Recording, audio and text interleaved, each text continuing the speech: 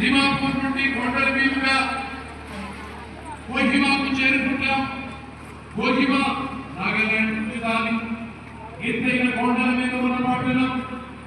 రాత్రులు చూస్తే కొండలంతా ఎక్కడ గాలి లేకుండా దీపాలతో వెలుగుతున్నాయి అన్నట్లు కోహిమా కొండలన్నీ స్టార్స్ తోనే ఈ వెలుగులన్నీ కలిగితే ప్రపంచంలో 200కు పైగా ఉన్న దేశాల్లో ఉన్న క్రిస్మస్ కాలంలో వెలిగించే దీపాలన్నీ కలిపితే ప్రపంచం ఎంత వెలుగుగా ఉంటుందో చుక్కల గురించి చెప్పుకుంటే చాలు, కట్టిన స్టార్స్ గురించి చెప్పుకుంటే చాలు.